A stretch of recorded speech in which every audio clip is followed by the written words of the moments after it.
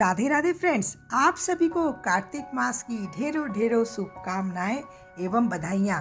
आज से कार्तिक मास की शुरुआत हो चुकी है और कार्तिक मास में जितना स्नान दान का महत्व है उतना ही आपको कार्तिक महात्म सुनने का भी पुण्य फल मिलता है। तो चलिए अब पहला अध्याय सुनते हैं।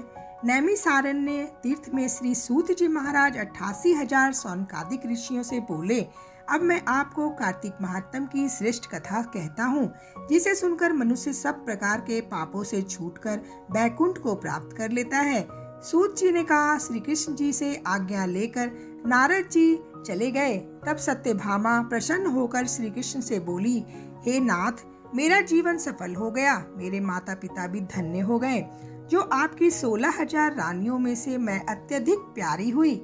मैंने वह कल्प वृक्ष आदि आपके साथ नारद जी को विधि पूर्वक दान में दे दिया, परंतु वही कल्प वृक्ष मेरे घर में सदा लहराया करता है, जिसकी बात को मृत्यु लोक में कोई भी स्त्री नहीं जानती। हे स्वामिन, अब मैं आपसे पूछना चाहती हूँ, सो विस्तार पूर्वक कहिए, जिसे सुनकर मैं अपने हित कार्य कर सकूं, जिसके करने से कल्प प्रयत्न भी आप मुझसे विमुख न हो। सूत जी कहने लगे। सत्यभामा के ऐसे वचनों को सुनकर श्री कृष्ण जी हंसते हुए सत्यभामा की बाह पकड़कर कल्प वृक्ष के नीचे ले गए और बोले, हे प्रिया, 16,000 स्त्रियों में से मुझे तुम प्राणों से समान प्यारी हो। तुम्हारे लिए देवताओं और देवराज इंद्र से भी मैंने विरोध किया। उस महा अद्भुत वार्ता को सुनो। सूत जी बोले, एक दिन श्री कृष्ण भगवान ने सत्यभामा के साथ गरुड़ पर सवार होकर इंद्रलोक में जाकर कल्प वृक्ष मांगा। तब इंद्र के न देने पर गरुड़ का इंद्र से घोर युद्ध हुआ था। हे प्रिय, जब तुम्हें हर चीज दे सकता हूँ, हर एक कार्य पूरा कर सकता हूँ, तो क्या तुम्हारे आश्चर्यजनक प्रश्न का उत्तर न दूंगा? यह सुन सत्यभामा बोली, हे प्रभु, पूर्व जन्म में मेरा ऐसा क्या स्वभाव था जिसकी पुत्री थी? मैंने कौन सा दान, व्रत या तप नहीं किए जिससे मुझे मृत्यु लोक में जन्म लेना पड़ा, और ऐसे कौन से किए कि यहाँ आकर आपकी अर्धांगिनी हुई और आप गरुड़ पर सवार होकर मुझे साथ में लिए इंद्रादि देवताओं के स्थानों में फिरते हो? तब भगवान बोले, हे कांते, तुम पूर्व जन्म में किसकी पुत्री थी? कौन से पुण्य का और व्रत आदि तथा शुभ कार्य तुमने किए थे? वह सब कहता हूँ। पूर्व समय में सतयुग के अंत में मायापुरी में अत्रि गोत्र में वेदों और यज्ञों के राजा थे और रोज अतिथियों की सेवा, दैनिक यज्ञ और सूर्य भगवान की पूजा किया करता था, इसलिए सूर्य की तरह तेजस्वी था। उस ब्राह्मण के बुढ़ापे में एक गुणवती नाम की कन्या हुई, जिसका विवाह उस पुत्रहीन ब्राह्मण ने अपने चंद्र नाम के शिष्य के साथ कर दिया और वे दोनों पिता पुत्र की तरह रहने लगे। एक समय वे दोनों कुशा और समिधा लेने के लिए वन में हिमालय तल की तलहटी के में पहुंचे तो उन्होंने एक राक्षस को अपनी तरफ आते देखा, जिसके भय से उनके शरीर शिथिल हो गए और उनमें भागने की शक्ति भी नहीं रही। तब राक्षस ने दोनों को मार डाला। उनके धर्मात्मा होने के कारण मेरे पार्षद उनको बैकुंठ में ले गए। क्योंकि उन्होंने आजीवन सूर्य की पूजा की थी, इसीलिए मैं दोनों पर अति प्रसन्न हुआ। वह दोनों विमान पर चंदन और माला धारण किए हुए सूर्य के समान तेजस्वी रूपवान बैकुंठ में आए। तदुपरांत मेरे पास दिव्य भोगों को आनंद भोगने लगे। इति कार्तिक महात्म प्रथमो अध्याय।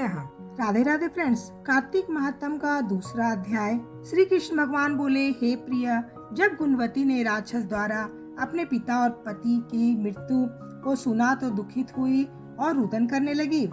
हे स्वामी, हे पिता, आप मुझे छोड़कर कहाँ चले गए? मैं आपके बिना क्या करूं? अब मेरे भोजन वस्त्र आदि का प्रबंध कौन करेगा? अब मैं किसकी शरण लूं? मैं विधवा हो गई हूँ। विधाता का मेरे ऊपर कोप हुआ। मैं जीते जीऊं, कैसे जीऊं? श्री कृष्ण जी बोले। चील पक्षी के समान विलाप करने लगी। दुख के मारे हवा में हिलते हुए केले के पत्ते की तरह कांपती हुई पृथ्वी पर गिर पड़ी।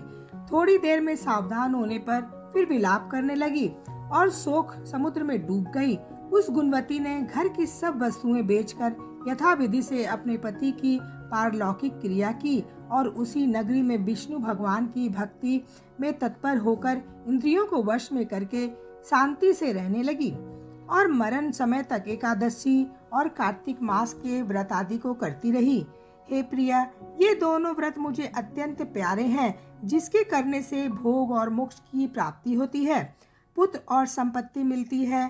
कार्तिक की तुला राशि पर सूर्य निकलने पर महापापी जो भी प्रातःकाल स्नान करते हैं वे भी मुक्ति को प्राप्त होते हैं। जो मनुष्य स्नान, जागरण, दीपदान और तुलसी की पूजा अर्चना करते हैं वे विष्णु के रूप हैं।